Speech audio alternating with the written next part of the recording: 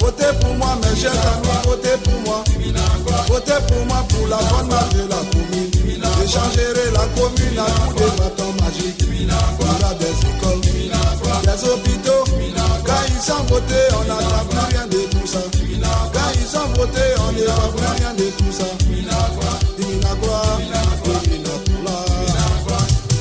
Adiago, beau d'arriver d'oubli la Diago. Vraiment, vraiment. Mes chers amis, je vais vous conter une histoire de 3 personnes qui étaient allées en balade. Un Ivoirien, un Burkinabé et puis un Français. Le Français était dans sa patrouille, Burkinabé sur son vélo, l'Ivoirien était en coco. Arrivé sur le pont, tout le monde s'est fâché. On n'a rien compris, mais tout le monde s'est fâché. Le Français, il a jeté sa patronne. On lui demande pourquoi tu jettes ta patronne. Chez nous, en France, là-bas, il y a trop de patronnes. Pour qu'il avait à son tour, il jette son vélo. On lui demande pourquoi tu jettes ton vélo. Chez nous, au Faso, là-bas, il y a beaucoup de vélos. C'est compliqué, compliqué pour l'Ivoirien. Il regarde à droite.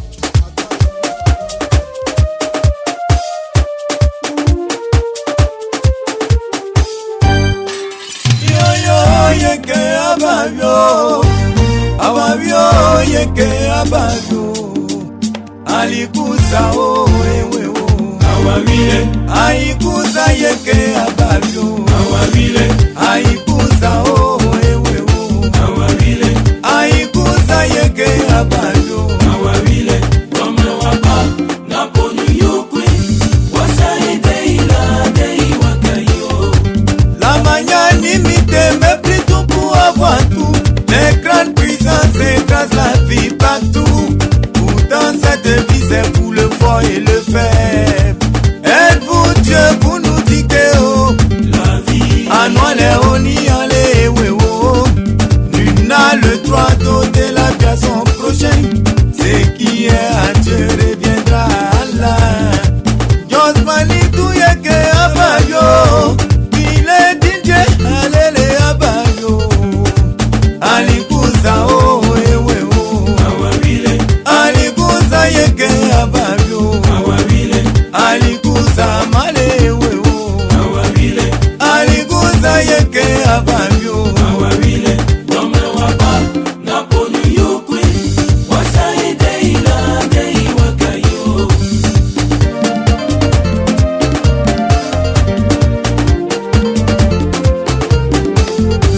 Le sang vexé ne joue pas sur ta conscience.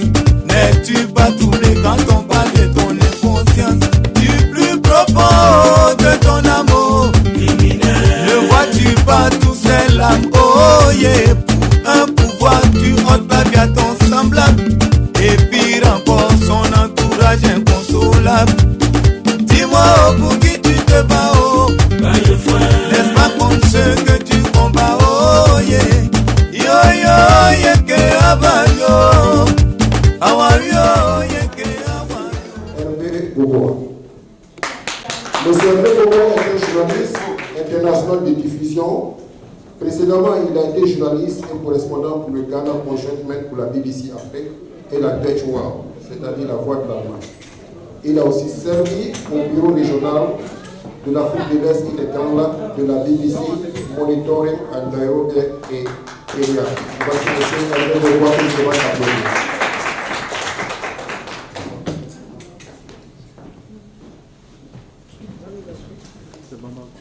Le deuxième modérateur, M. Georges Capot, diplômé de l'Institut supérieur des techniques de communication et d'audiovisuel de Paris, option journaliste et communication d'entreprise. M. Georges possède un master en communication avec option informatique appliquée de la communication obtenu à John Jay College of Criminal Justice à New York. Il est l'actuel directeur administratif des services sociaux au département de Homeless Services à la mairie de New York. Il est l'actuel président de la RECMA, c'est-à-dire le réseau des communicateurs et médias africains aux États-Unis, président fondateur de la chaîne télévision New York TV One. Sur ce, Ce sont les modérateurs de ce soir. Ce sont les professionnels du métier. Ils ont la parole. Merci. Bonsoir et bienvenue à ce débat à la présidence de l'Union des citoyens de New York entre M. Fofana Karamoko et M. Ismaël Cissé. C'est un débat qui est organisé par la Commission électorale indépendante et ce débat sera dirigé par mon confrère Georges Kabou, qui est en face de moi, et moi-même Hervé Gogoua. Ce débat sera dans un esprit civil. Georges. Bon, voilà un peu le programme de ce que nous avons décidé d'aborder ce soir. Nous allons aborder les questions sur l'éducation, le social, la santé, l'immigration, la réconciliation et des questions d'ordre personnel qui seront posées aux deux candidats. La commission électorale voudrait bien que les personnes présentes dans cette salle ne manifestent, en tout cas, pas de sentiment pendant le déroulement du débat. Il faut aussi remarquer que ce débat est un moment important de la vie associative et démocratique des Ivoiriens de New York. C'est pour cela que nous allons vous parler des règles de ce débat ce soir. Comme le disait Georges tout à l'heure, durant ce débat, nous ne voudrons pas d'applaudissements. Et encore, nous ne voudrons pas que le public interrompe lorsque les candidats seront en train de parler. Les questions vont être titrées et si dirigées vers un candidat, c'est ce candidat qui répondra. Si dirigées vers les deux candidats, ils répondront ensemble. Après les débats, tout le monde pourra applaudir ou encore prendre des photos. Concernant le public va participer au débat, mais d'une manière différente. Le public ne viendra pas ici pour poser des questions. Le public, nous allons recueillir les questions du public. Le comité d'organisation, à un certain moment de ce débat, va faire passer des fiches ou encore des morceaux de papier où les personnes qui voudront écrire leurs questions pourront les écrire sur ces questions. Nous allons recueillir toutes ces questions, les mettre dans un panier et au moment opportun, ces questions seront tirées au tirage au sort. Et si ces questions sont dans l'idée du débat, nous allons les lire, mais si elles ne sont pas dans l'idée du débat, nous serons malheureusement obligés de ne pas les lire et continuer à d'autres tirages au sort pour prendre des questions qui seront publiquement adressées aux deux candidats. Georges.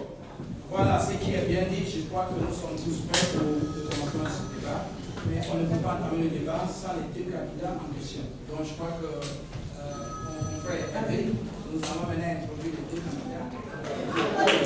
Voilà, les deux candidats ont pour leur entrée sur ce podium.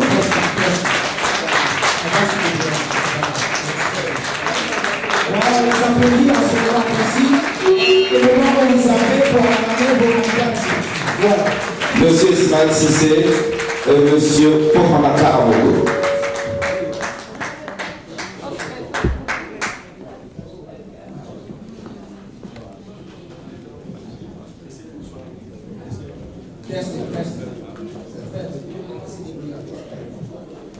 C'est faible. Mais ça, c'est comment? C'est ça.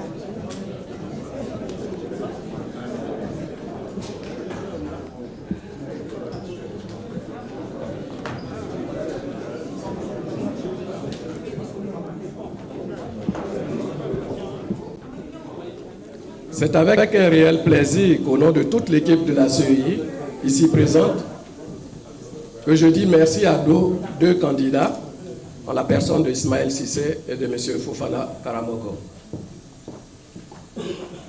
Nous leur disons merci pour leur compréhension, pour leur maturité, pour la patience qu'ils ont eue.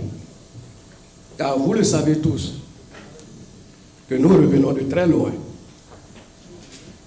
pour une élection qui devait avoir lieu depuis août 2014. Nous ne voulons pas revenir sur les péripéties de tout ce qui s'est passé, mais plutôt nous concentrer sur le présent et le futur. Car aujourd'hui, si nous sommes ici pour une conférence, un débat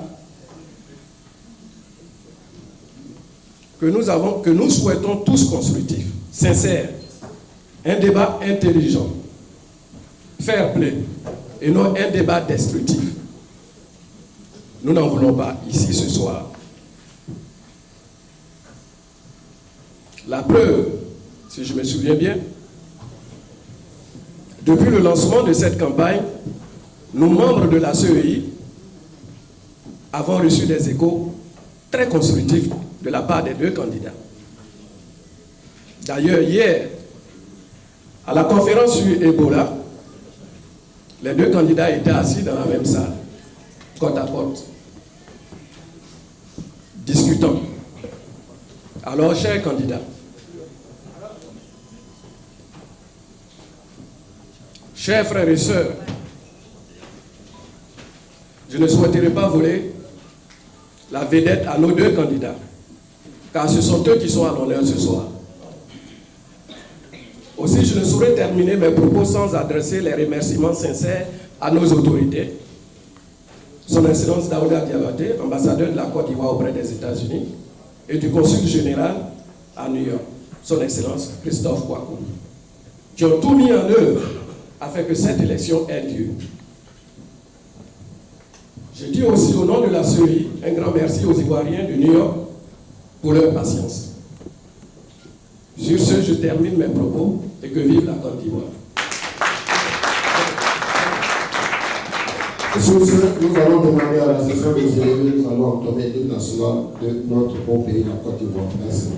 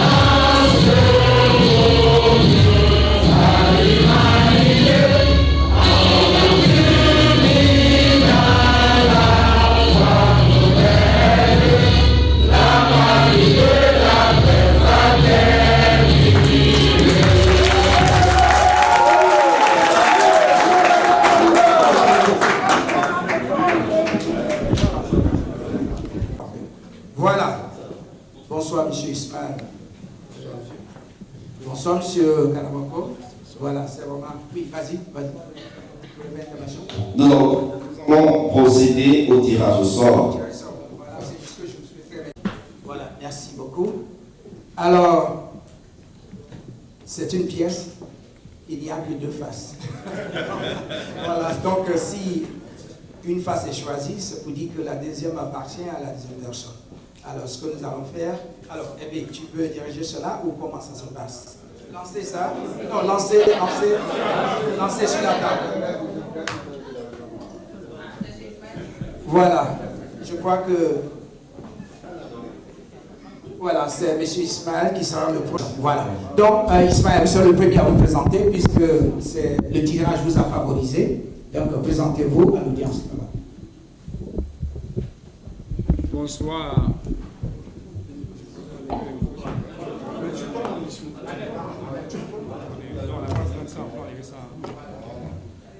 Bonsoir, monsieur le modérateur. Bonsoir, la commission des droits indépendants. Mesdames et messieurs, bonsoir et merci de tous ces présents. Je suis Ismaël Cissé, mais avant de me présenter, je voulais prendre la peine de présenter des excuses à tous mes supporters qui ont été victimes de harcèlement qui ont été provoqués pendant cette campagne. Juste ne répondez pas, continuons par la voie pacifique. Je suis Ismaël Cissé, je suis ivoirien et je réside à New York depuis 24 ans. Je suis marié, je suis père de 3 enfants Et je suis aussi étudiant jusqu'à présent. Je suis en train de terminer mon master en relations internationales. J'ai un bachelor en sciences politiques et littérature française. Je travaille pour une maison de production qui s'appelle Next Media Digital Management, qui est basée à Chelsea, dans Manhattan. Je fais de la production de télévision. Et en plus de cela, je suis aussi conducteur de taxi, je suis conducteur en camp. Je suis le représentant de la Fondation Fatou Sylla, qui est chargé de faire la promotion de la culture et l'art ivoirien. Et si vous partez aujourd'hui à Washington, vous allez voir qu'il y a une exposition au sein de l'ambassade. Je suis le représentant de cette fondation ici à New York. Et je suis aussi président de l'association des zones de Marcory, qui est une ONG à caractère social. Et en plus de cela, je suis membre de l'Union des Ivoiriens de New York. Je vous remercie. Merci.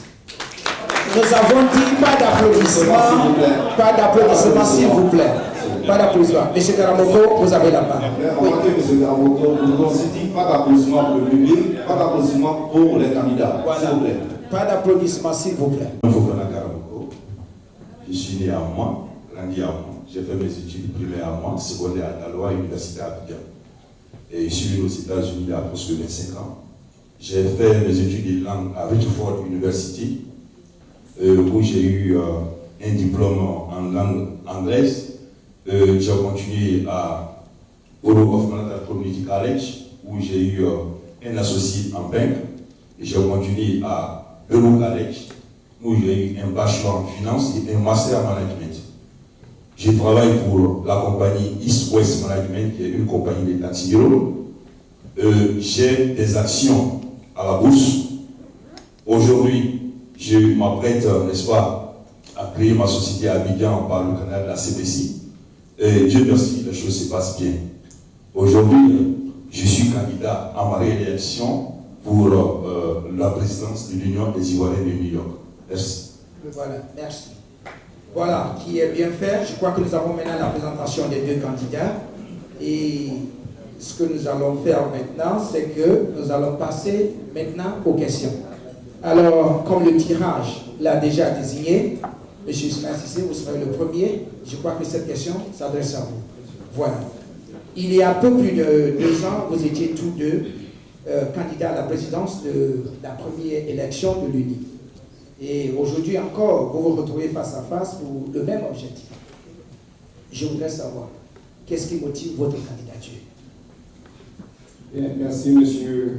Gakou. En fait, je suis, si vous voulez, pas... Vous avez 2 minutes pour cette question. Voilà, 2 minutes. Le chrono. Merci, M. Gakou. En fait, je suis candidat parce qu'on m'a demandé de me présenter. Il y a des jeunes Ivoiriens qui m'ont approché et puis 2-3 mois, ils m'ont demandé que je pouvais le représenter dignement. Je leur ai demandé comment. Ils se sont référés un peu à l'organisation des marques que je dirige depuis 7 ans. Comme quoi nous sommes là, on couvre toutes les couches sociales de la communauté ivoirienne. Nous travaillons avec les adultes, disons les gens du 3e âge, avec les jeunes et aussi les enfants, en organisant des activités socio-culturelles et sportives qui permettent de rapprocher la communauté. Et on a vu qu'avec Marcory, la communauté a été beaucoup rapprochée. Tout le monde est content, que ce soit ici au niveau de New York et au niveau de l'Abidjan, en fait de la Côte d'Ivoire. Donc ces jeunes-là se retrouvent un peu en moi. Ils m'ont approché, ils nous ont fait des consultations au sein de la communauté et la communauté était favorable. Et ensuite, les jeunes volontaires sont réunis et sont aujourd'hui, qui ont fait que je suis le candidat, qui ont pratiquement plus ou moins financé ma campagne en faisant du volontariat, en faisant des websites, des flyers et même de l'argent pour juste financer la campagne. Donc je suis candidat parce que je veux aider ma communauté. Je voudrais qu'on dise que les Ivoiriens aujourd'hui sont unis, les Ivoiriens sont ensemble, c'est-à-dire le rapprochement.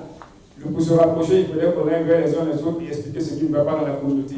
Nous savons qu'il y a des problèmes et je viens en tant que président de Marcory, pour être président des Ivoiriens. L'exemple de Marcory pourra se refléter sur l'Union des Ivoiriens de New York, qui est une association à caractère apolitique, basée sur le social et non commercial. Je précise, l'Union est apolitique, caractère social. Et j'ai des expériences dans le social avec Marcory, je pense que ça peut bénéficier de l'Union des Ivoiriens de New York. Je vous remercie. Je suis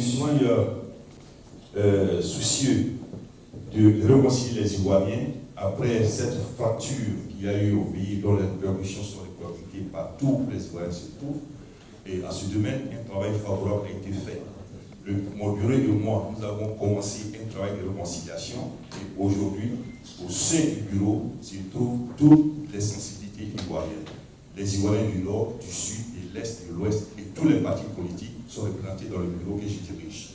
Premier point. Deuxième point, un travail fabuleux a été commencé. Beaucoup a été fait, mais malheureusement, le travail n'est pas terminé. Donc, je voudrais demander un deuxième mandat pour achever le travail qui a été commencé il y a 2 ans. Merci. Voilà. Nous allons maintenant ensemble rentrer dans le plan détaillé de vos programmes au travers des réalités et des préoccupations des Ivoiriens résidant dans l'État de New York. Alors, nous allons commencer avec le domaine de l'éducation. Donc, mon confrère Hervé, vous avez la parole. Alors, nous allons aborder notre débat avec le point sur l'éducation. Il est fort de reconnaître que le suivi de nos enfants après le corps par les parents constitue un problème majeur dans la communauté parce que nombreux sont nos compatriotes qui ne savent ni lire, ni écrire, ni parler la langue anglaise. Que feriez-vous pour remédier à cela? Monsieur Ismaël répond à la question puisque c'est lui qui est le premier à partir. Il a 2 minutes. 2 minutes pour répondre à cette question. Merci, monsieur. En fait, le côté éducatif, je crois que c'est important. Parce que pour l'éducation, l'éducation c'est la connaissance. Et je peux vous garantir que dans notre équipe, nous avions 3 social workers, 3 et des Ivoiriens qui sont prêts à se mettre à la disposition de la communauté pour tout ce qui est gratuit. Gratuit, c'est-à-dire en ce qui concerne l'application pour l'immigration et aussi pour l'éducation. Pour ceux qui veulent apprendre l'anglais, nous allons quand même les aider. Pour ceux aussi qui veulent même apprendre l'informatique, nous allons les aider. Vraiment, quand on dit c'est prêt, c'est vraiment prêt carrément. Et ils sont disponibles. Dès le 1er décembre, vous allez voir de quoi je parle. Il y a une équipe de social workers qui sont déjà prêts pour aider. Il y a une qui travaille sur le bord, je suis sur la 125 à côté. Il y a une qui travaille dans cet immeuble où nous sommes ici présentement. Il y a beaucoup d'activités qu'on a gratuites ici dans cet immeuble. Donc il y aura des cours gratuits. Mais pour pouvoir faire tout ça, il faudrait en fait que nous ayons un siège. Un siège, on ne peut pas avoir un siège permanent présentement parce que selon le bureau sortant, les caisses de vignes sont vides. Alors nous allons trouver un local tel que l'endroit où nous sommes ici aujourd'hui. Essayer de faire une permanence pendant 2-3 jours la semaine, où parmi les Ivoiriens, les enseignants, qui seront là pour pouvoir commencer à s'entretenir avec ceux qui veulent apprendre à lire et écrire. Il y a beaucoup d'enseignants, il y a des anciens dans notre équipe aussi qui sont prêts à se mettre à la disposition de la communauté. Que ce soit en anglais, en maths et tout ce qui peut leur être bénéfique, et même l'informatique. Merci. M. Karamoko, s'il vous plaît. Merci, M. Siège. Dans le domaine de l'éducation, je crois que le bureau sortant a déjà fait un travail très intéressant. Et nous avons travaillé avec Nima Coach, vous connaissez tous, une école after classe qui est dirigée par nos frères ivoiriens, qui sont même des enseignants. Et ils sont arrivés à enseigner des frères qui préparent le GD. Ils enseignent nos enfants after class. Et aujourd'hui, ils aident nos frères étudiants qui viennent d'Abidjan pour le transfert de leur crédit. Donc je pense que c'est les hommes qui ont de l'expérience. En plus de la langue anglaise qu'ils enseignent, ils enseignent aussi également le français à nos enfants. Et aujourd'hui, presque toute la communauté, grâce au travail de l'UNI, toute la communauté africaine est intéressée à cette institution. Nous avons fait encore notre part. Un de nos frères, à la personne de M. Koufi Georges, qui enseigne à Austin College. Aujourd'hui, ils ont un programme très intéressant qu'on appelle le STEM. Le STEM, ils enseignent la robotique, c'est-à-dire nos enfants qui veulent enseigner un peu de l'astronomie. Donc, le programme est sponsorisé par la NASA. Donc, tous nos enfants qui sont intéressés à ce programme peuvent s'inscrire. Et à la fin, si on voit que vous êtes performant, la NASA vous offre une bourse pour étudier vos études. Dans le futur, comme nous l'avons dit, lorsque nous aurons la maison des Ivoiriens, cette institution sera créée pour mettre à la disposition de tous les Ivoiriens des outils informatiques, des hommes disponibles qui vont enseigner nos enfants gratuitement pour que au moins la communauté ivoirienne ait de l'avance, surtout en matière d'éducation. Merci. Voilà, je vous remercie.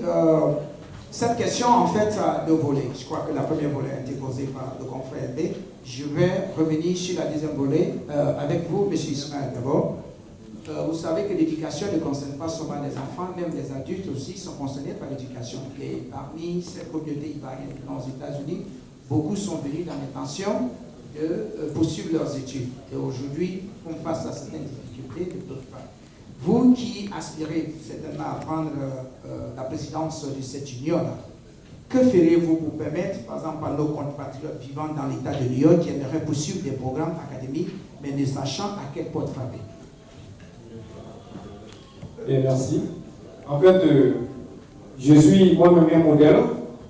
Je suis arrivé ici pas en tant qu'étudiant. Je suis arrivé comme tout le monde. Et j'ai connu un parcours. Je suis allé prendre des cours dans des écoles gratuites, quand je viens de parler tout à l'heure. Et ensuite, j'ai passé un concours. J'ai été appris à l'Université of New York. Et on m'a orienté à York College. J'ai fait un bachelor en sciences politiques. Ensuite, je me suis débrouillé. J'ai commencé un master. Et j'ai encadré au moins une dizaine de jeunes qui sont venus ici en tant qu'étudiants et qui ont même perdu leur statut. Je les ai encadrés en leur guidant comment est-ce qu'ils pouvaient retourner à la City University of New York. Et ça marche, ils sont partis, ils ont pu avoir les bachelors. Aujourd'hui, il y en a qui font leur master. C'est juste demander d'abord aux jeunes qu'est-ce qu'ils veulent faire d'abord. En fonction de ça, en fonction de ce qu'ils veulent faire, ils pourront trouver des voies et des moyens pour les orienter. Un jeune qui vous dit qu'il veut aller dans une université telle que York City University of New York, on va juste lui demander d'aller à la 42e, au centre du CUNY Center, et de là, peut suivre un peu toutes les instructions qu'ils vont donner à ces jeunes. Et ensuite de là, bon, s'il y a des questions, il peut venir vers nous et on pourra les orienter. Mais le plus important, c'est savoir qu'est-ce que c'est qu'on veut faire d'abord. Et en plus, on les guide vers les institutions qui pourront les aider à compléter leurs études. Et même ceux qui n'ont pas de moyens financiers, on peut approcher les sénateurs, les élus locaux, pour les aider à avoir des bourses, parce qu'ils peuvent avoir des bourses d'études, même quand ils n'ont pas de papier. Et ça, c'est faisable.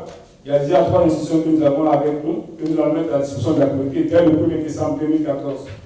Je vous remercie. Voilà ce qui conclut les questions sur l'éducation. Maintenant, nous allons entrer.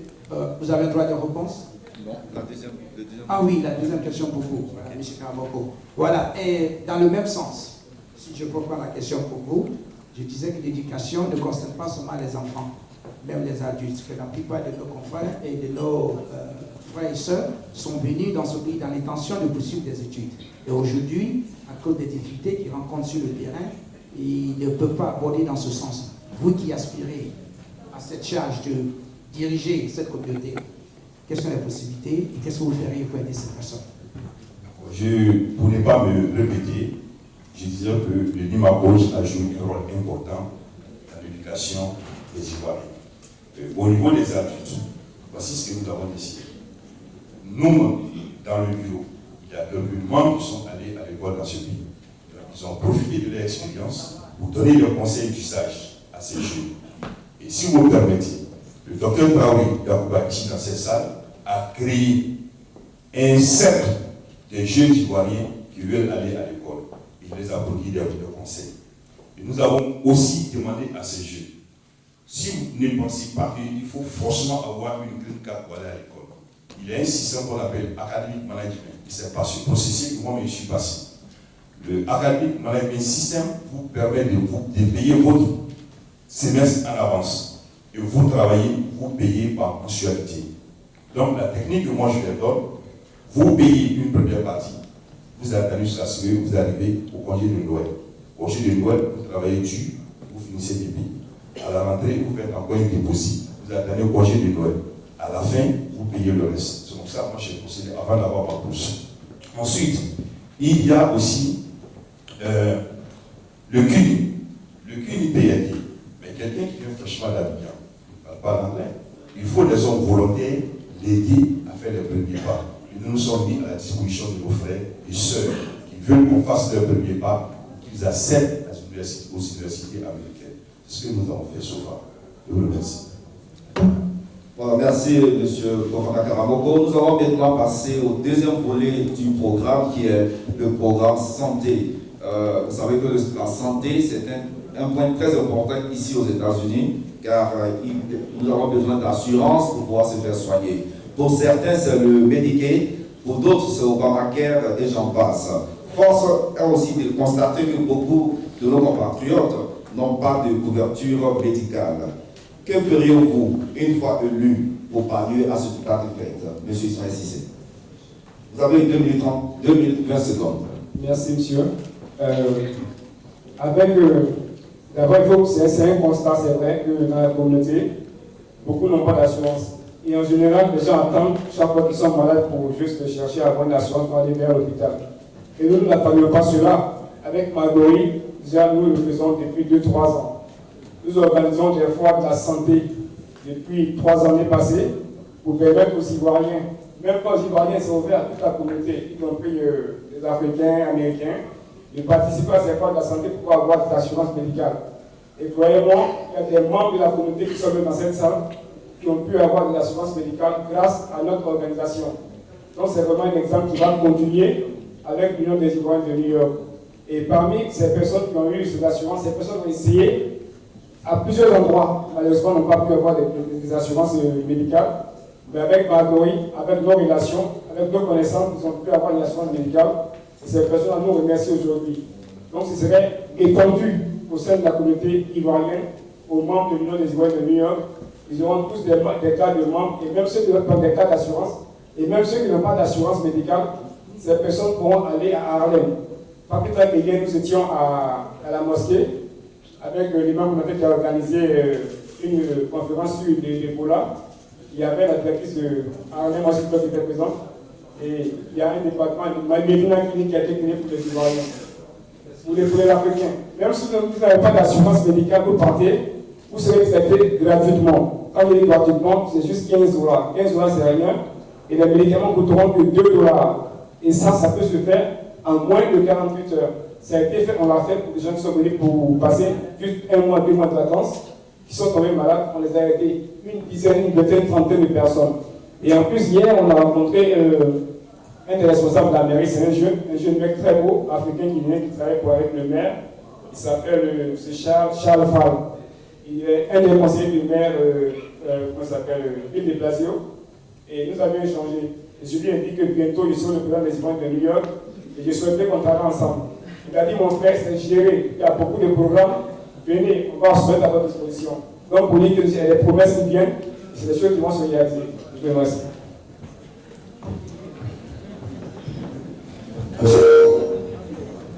Merci.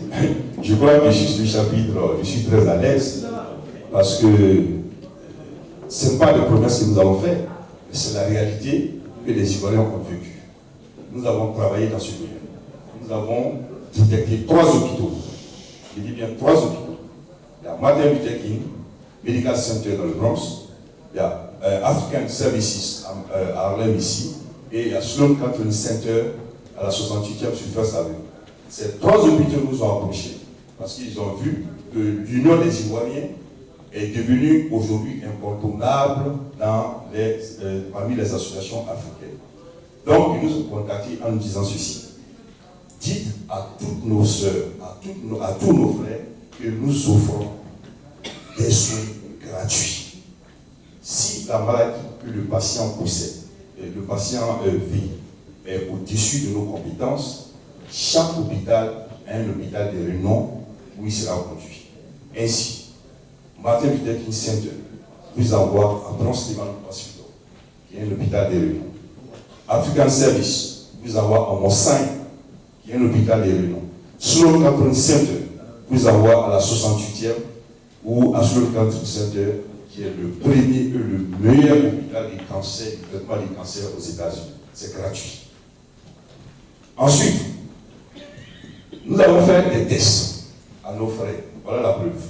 L'hépatite B, pour ceux qui n'en connaissent pas. L'hépatite A et B et C. Mais l'hépatite B est fréquente chez nous, les Africains. Donc, ils ont insisté que nos frères fassent le dépistage. Une fois dépisté, vous pouvez être soigné gratuitement à Mont-Saint Hospital. Ensuite, nous avons dit que nous ne pouvons pas nous arrêter à ce niveau. Voici ce pamphlet. À chaque fois que vous avez eu une prescription, ça vous coûte la moitié du prix. Et nous avons distribué ce pamphlet-là gratuitement à tous nos frères et sœurs qui sont venus ici lorsque nous sommes allés supporter les éléphants de Côte d'Ivoire. Donc c'est pour vous dire que l'union des Ivoiriens que vous avez mis en place est en train de travailler pour vous. Je vous remercie. Merci, M. Karaboko. Sur ce, nous clôturons le chapitre santé. Peut-être que nous reviendrons là-dessus dans les questions des journalistes ou encore du public. Nous allons maintenant passer à l'autre chapitre que j'aimerais que mon confrère Georges Kakou annonce. Voilà, nous allons entrer dans un domaine vraiment très important, un domaine de prédilection qui caractérise pratiquement cette communauté que vous allez diriger. Nous sommes tous des immigrants ici aux États-Unis. Et le problème d'immigration est un problème majeur, un problème clé. Tant bien que beaucoup de nos frères et sœurs résidant à New York sont en règle vis-à-vis de l'administration américaine, un nombre vraiment important d'Ivoiriens sont sans papier actuellement. Et après l'annonce faite par le président Obama jeudi dernier sur la réforme de la loi de l'immigration aux États-Unis, en signant un décret présidentiel, quelle politique mettez-vous en place afin que nos frères et sœurs soient mieux informés et tirer profit de ces nouvelles mesures? Vous avez 2 minutes 45 secondes, M. Ismaël. Merci, monsieur. En ce qui concerne l'immigration, avant de commencer à faire quoi que ce soit, il faut d'abord pouvoir remplir l'application. Et il faut pouvoir remplir l'application pour savoir lire et écrire. Donc, ce que nous allons faire, il y a des membres de la communauté qui travaillent dans des organismes, des organismes qui s'occupent des gens qui n'ont pas de moyens pour pouvoir remplir l'application et même avoir leurs documents. Je vais donner l'exemple d'une de nos sœurs qui s'appelle Esther Yesso, qui travaille dans un organisme qui aide les gens à remplir des applications pour la citoyenneté et aussi pour la green card. Et c'est gratuit. Donc maintenant, aucun Ivoirien ne devait payer 1 centime pour pouvoir demander, pour pouvoir remplir une application pour la citoyenneté et pour l'obtention d'une carte verte. Ça, c'est quelque chose que je promets qui va se réaliser, puisque c'est déjà prouvé. Et aussi, il y a des organisations pareilles comme des organisations religieuses qui en font autant.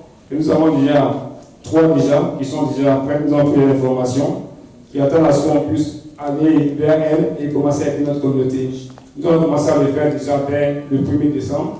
Et quand nous organisons des fois de la santé, depuis 3 ans, il y a toujours des personnes d'immigration qui sont présentes pour pouvoir éduquer la communauté sur l'immigration.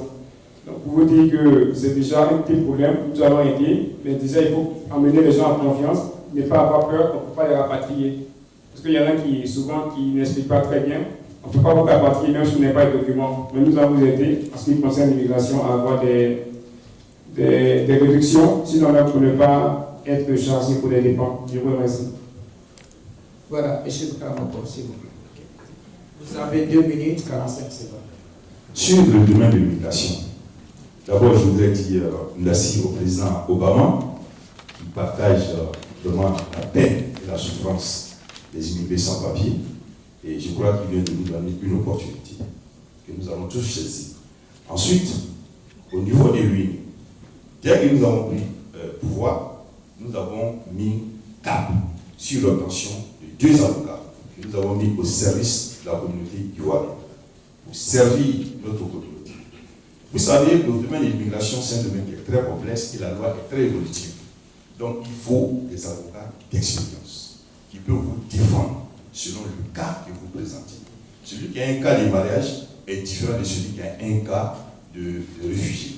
Donc, en fonction du cas que vous présentez, l'avocat va vous charger, mais compte tenu du fait qu'il va faire une remise spéciale pour l'UNI, donc je pense bien que le montant qui vous sera assigné, vous pouvez quand même faire un effort pour obtenir, n'est-ce pas, des services importants de cet avocat. Ensuite, nous sommes allés vers des organisations de bienfaisance. Il y a le Bronx Works. Bronx Works se trouve à la 165 sur Grand Concourse. Il peut vous aider. Tout problème d'immigration que vous avez, il peut vous aider gratuitement. Vous pouvez venir aussi à Harlem African Services. Ils ont un domaine qui s'occupe uniquement de l'immigration. Ils peuvent vous apporter des services gratuitement. Donc, je pense qu'à ce niveau, l'UNI n'est pas en retard. Simplement, approchez-nous. Nous allons vous indiquer sur la voie qu'il faut pour que vous obteniez votre papier dans les conditions normales. Merci. Voilà, nous vous remercions, mais ce n'est pas cette question, en tout cas, à deux volets. Je vais laisser le temps plutôt à mon confrère Bégogoa de poser le cas pratique. Oui, nous allons procéder à un cas d'école, un cas pratique. Et nos deux candidats vont répondre chacun par rapport à ce cas. C'est un cas qui nous permet de déterminer comment le président qui sera élu va réagir si un de nos concitoyens est dans la merde avec l'immigration. Le cas est ainsi libellé. À chaud, un vendredi soir, aux environs de 20h, on vient vous annoncer que l'un de vos compatriotes a été arrêté par les services d'immigration américaines pour faute de documents et est sur le point d'être déporté dans les prochaines 48 heures. Que ferez-vous face à une telle situation? Vous avez 1 minute 30 secondes, M. Ismaël Cissé. Bien, merci.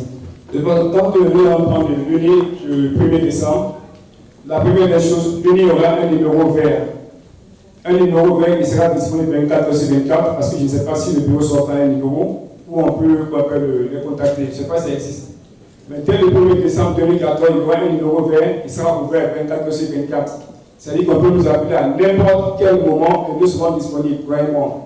Et là, la question de savoir si c'est juste tard dans la nuit et qu'il y a un membre qui a des problèmes, nous n'allons pas chercher à savoir si cet Ivoirien est membre de l'UNI ou non.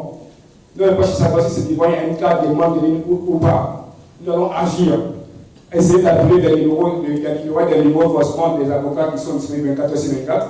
Nous allons les contacter pour pouvoir trouver une solution, comment aider notre frère de cette situation.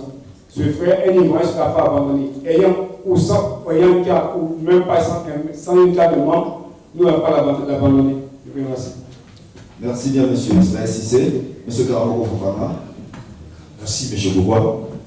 Dans ce cas, je voulais dire tout simplement que l'UNI a prévu 2 avocats pour la communauté ivoirienne.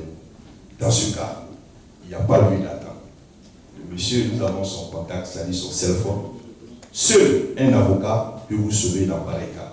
Seul l'avocat a la possibilité d'arrêter une procédure d'extraction. S'il connaît la loi, il prend la garantie. Donc, ces avocats sont disponibles 24 heures sur 24, quel que soit le cas. Ensuite, nous allons informer nos autorités, parce qu'on ne peut pas vous rapatrier avec n'importe quel document. Il faut qu'on sache que le document que vous possédez est ivoirien avant que vous ne soyez rapatrié. Donc, une fois nos autorités seront informées, ils sauront comment prendre les précautions ou les disponibilités pour éviter le cas de rapatriement à notre frère ou à notre soeur. Merci bien, M. Fofana Karamoko. Sur ce, nous allons passer à une autre étape de ce débat de ce soir. Après l'immigration, nous allons passer à la base sociale. Et je voudrais que Georges Kapou intervienne sur la page sociale. Voilà, merci Hervé. En ce qui concerne le social, c'est un domaine très important. Le social est peu, je peux dire, le moteur du développement, de la réussite d'une politique, d'un État et d'un gouvernement. Et en cela, il faut faire un rapprochement avec l'UNI, c'est-à-dire la communauté ivoirienne. On ne peut pas parler de diriger la communauté ivoirienne sans parler de social.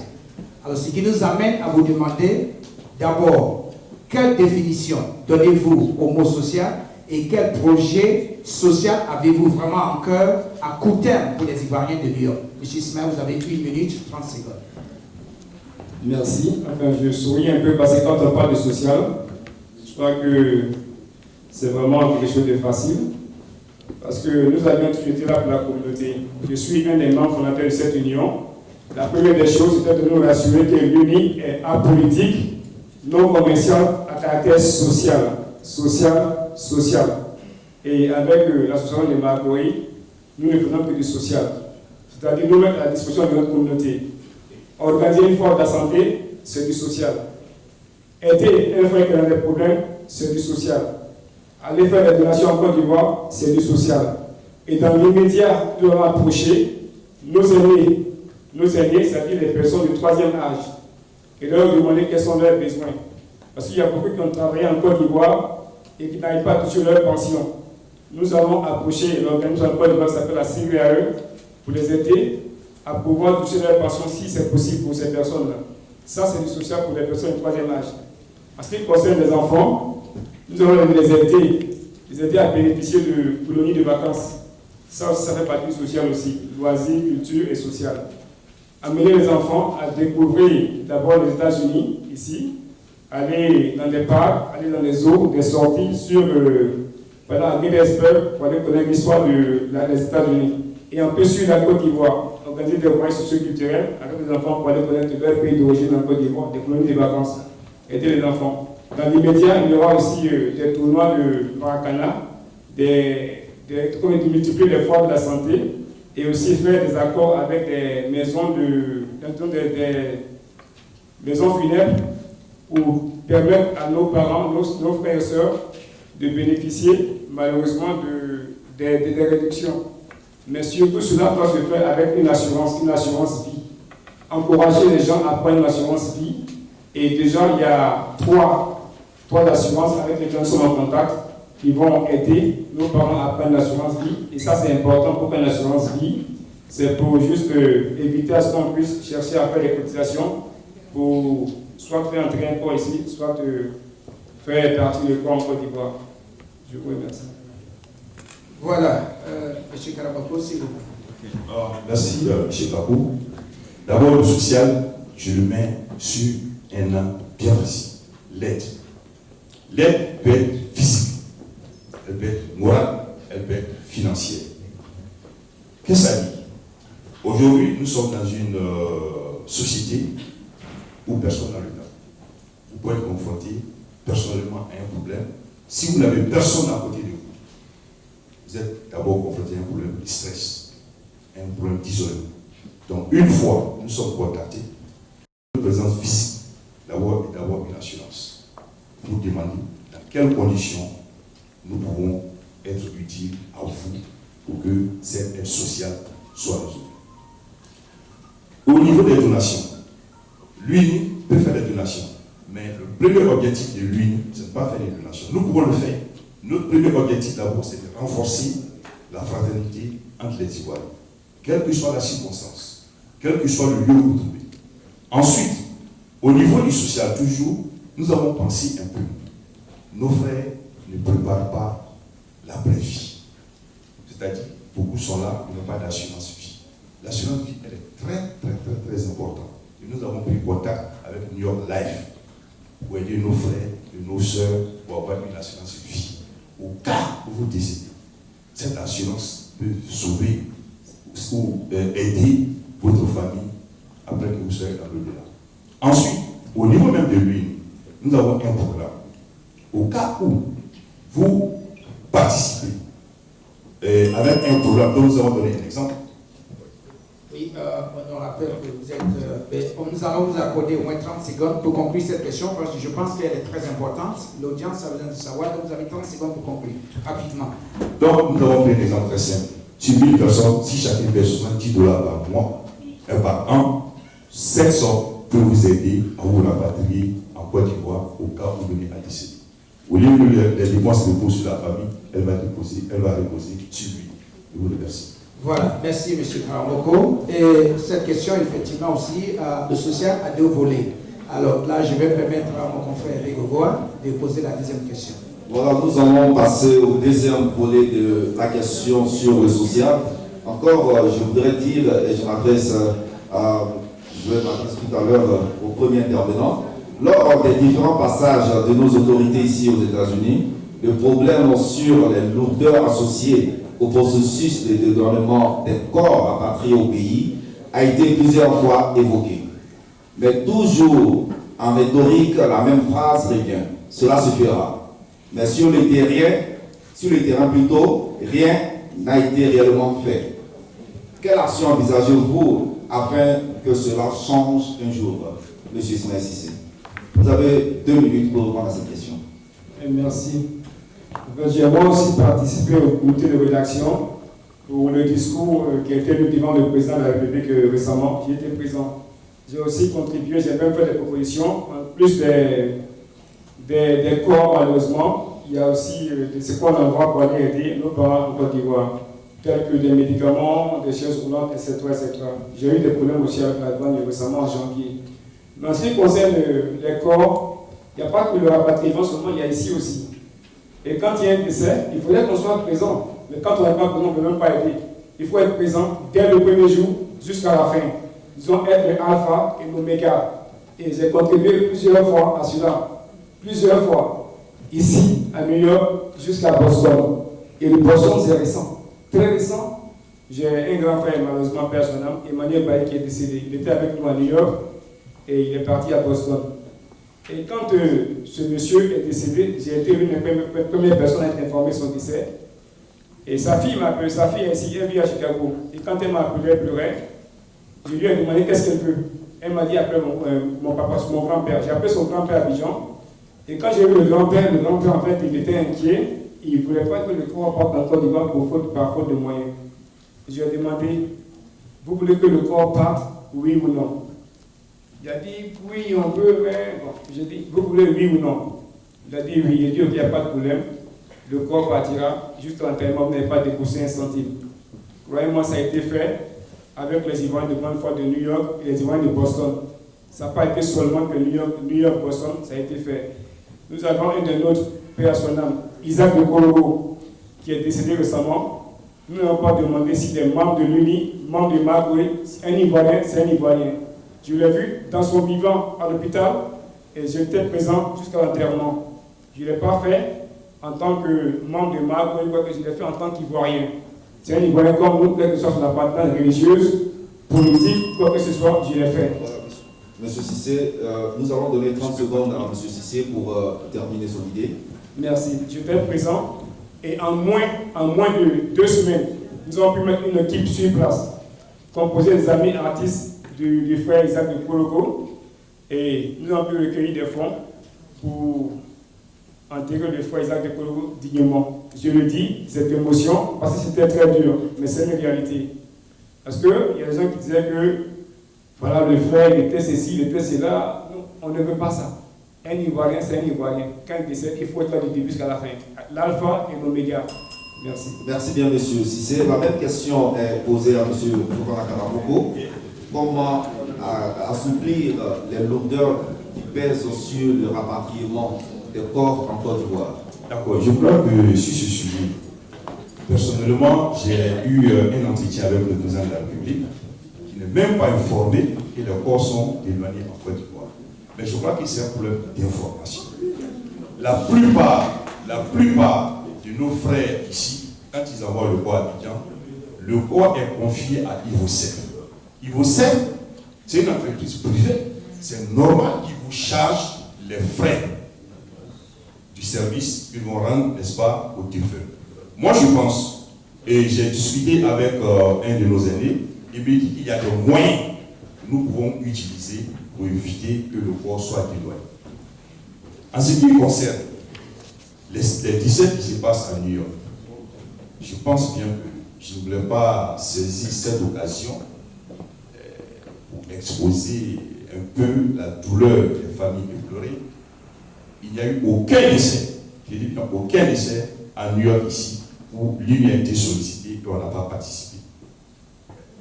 Isaac de Kologo, sans me vanter, c'est moi qui ai fait Isaac de Kologo ce qu'il était. Qu'est-ce que ça dit? Il faisait d'abord l'animation. Et en ce moment, j'étais le secrétaire du RDR. À chaque fois qu'il y avait des animations, c'est moi qui le prenais et c'est ainsi qu'il a été connu du public. Et après cette animation, il allait au niveau du film. Donc je suis peiné qu'on me parle de ce cas ici, mais je ne voudrais pas utiliser de ça pour faire une campagne électorale. Je suis désolé, mais l'UNI a fait ce qu'elle pouvait, bien indépendamment de lui. Je vous remercie. Merci, monsieur Karamoko. Sur ce, nous allons clôturer la partie sociale de ce chapitre. Mais avant que je ne passe la parole à mon confrère Georges pour aborder un cas très important qui est la réconciliation, je voudrais que nous gardons ce débat d'un esprit très civil. C'est ce que je voudrais ajouter à ce que je voudrais ajouter maintenant, avant que nous passons je passe la parole à Georges Kabou pour un chapitre très important qui est la réconciliation. Voilà, merci Hervé. C'est effectivement très important de souligner cela. Aujourd'hui, avec les événements antécédents en Côte d'Ivoire et la situation géopolitique de ce pays a créé vraiment des situations, je ne veux pas dire immenses, mais qui fragilisent un peu, comme on appelle, la collaboration et le travail d'ensemble des Ivoiriens. Et on peut voir que cela, d'autant en Côte d'Ivoire qu'ici, même sur le terrain, aux États-Unis, nous voyons les répercussions de la chose.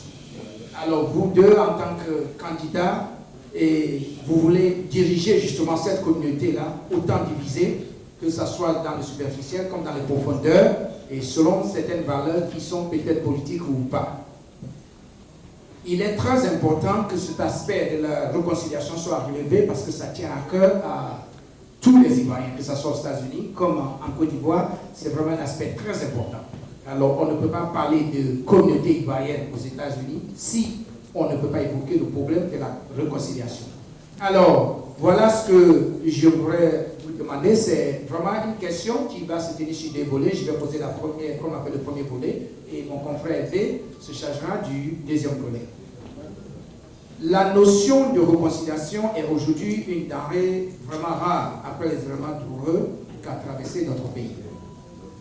Qu'est-ce que vous feriez au soir du 30 novembre prochain, si vous êtes élu ou pas, j'insiste, si vous êtes élu ou pas, pour que les Ivoiriens vivent dans la fraternité plutôt que de se regarder en chaîne de faïence. Monsieur Ismaël, vous avez 3 minutes pour répondre à cette question. Merci, monsieur. Moi, je n'attendais pas, en fait, le 30 novembre commencer avec la réconciliation. Parce que c'est vrai que c'est une réalité qu'au sein de la communauté, les gens sont vraiment distants des uns des autres. Mais il y a une raison. Qu'est-ce qui nous a divisé? C'est la politique. Malheureusement, c'est une réalité.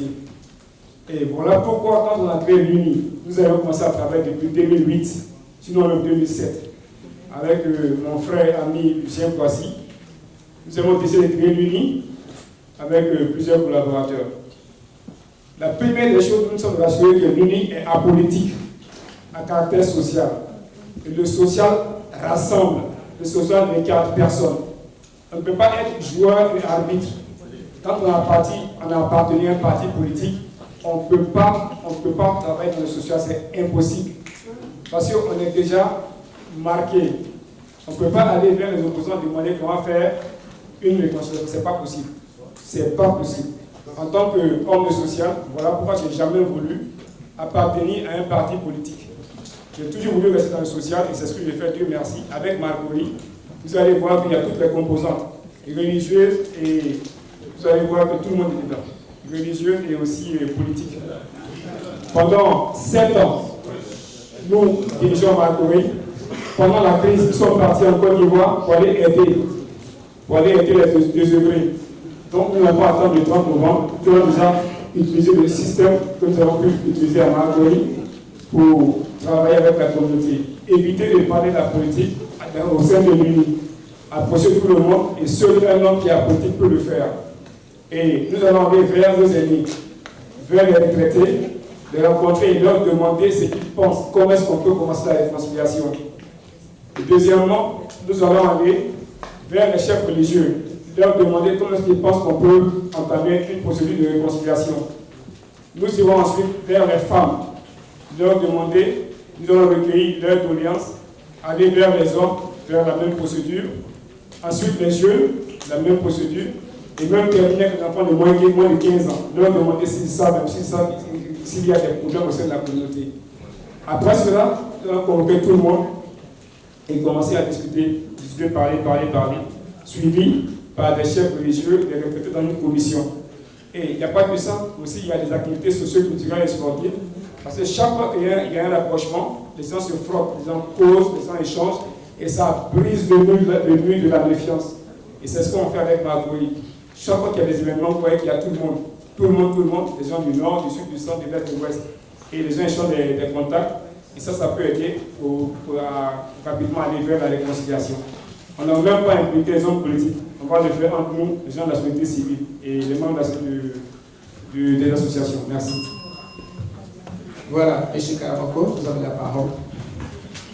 Merci, M. Kakou. Je précise que vous avez 3 minutes pour répondre à cette question. Ok, d'accord. Donc, je disais qu'au niveau de la réconciliation, déjà, nous avons fait la preuve. J'ai été élu en 2012 et je voudrais ici profiter et dire merci à tous les membres de mon bureau qui m'ont aidé à réconcilier les Ivoiriens à New York. Nous avons fait un bureau consensuel où tous les fils de la région, les régions du Côte d'Ivoire sont représentés et tous les partis politiques sont représentés. C'est bien une réconciliation. L'unité recherchée, nous l'avons fait en rassemblant tous les Ivoiriens le 7 août pour qu'ensemble nous fêtons la fête nationale. Ça a été fait. J'ai tendu la main à mon frère Ismaël, ici présent, qui est spécialiste des affaires sociales. 3 reprises, nous sommes 2 candidats. On a promis devant les médias que nous avons travaillé ensemble. À 3 reprises, mon frère a décliné l'offre. Je lui ai dit, si vous ne pouvez pas rentrer dans le bureau, donnez-moi quelques membres de votre bureau pour qu'on puisse travailler ensemble. J'ai eu 600 voix, vous avez eu 300 voix. Ensemble, ça fait une force. Et là, chacun saura que nous sommes en train de travailler dans le sens de l'union. Ça n'a pas été fait. Donc, nous avons travaillé. Et aujourd'hui, nous sommes renforcés dans ce que nous faisons. Et c'est pourquoi, le prochain mandat que je vous demande, nous allons mettre en place une radio communautaire où toutes les communautés vont s'exprimer. Nous allons créer un conseil des présidents des associations et des ONG où toutes les sensibilités de notre société, de notre communauté seront impliquées. Aujourd'hui, quand on va sur le plan religieux, nous sommes partagés entre la religion musulmane et chrétienne. Nous allons mettre en place un conseil de religion qui vont donner des sages conseils. Tout le monde sait que la religion est un socle du développement, un socle du pardon. Donc je pense qu'ils ont leur rôle à jouer. Et le soir du 30 novembre, je vais tendre encore la main à mon frère Ismaël pour qu'ensemble nous travaillons pour le bien-être de notre communauté. Je vous remercie. Voilà qui est bien dit. Pas d'applaudissements, s'il vous plaît. Pas d'applaudissements, s'il vous plaît. Voilà. Cette question se domaine à 2 volets. Non, Georges, je voudrais te rappeler que cette question n'a pas 2 volets. Elle est seulement une seule question. Une seule question. Oui. Maintenant, nous allons passer à une autre étape du débat qui va permettre à chaque candidat de poser 2 questions à son adversaire. À chaque candidat de poser 2 questions de toute nature à son adversaire. Donc, chaque candidat aura 2 minutes 30 pour répondre à chaque question. Voilà. Et pour permettre à nos 2 candidats de répertorier les questions, nous allons demander au DJ 30 secondes. Juste 30 secondes pour permettre aux 2 candidats de formuler leurs questions. Et c'est très important. Oui, c'est très important. Nous parlons de réconciliation. Nous allons voir comment est-ce que nos 2 candidats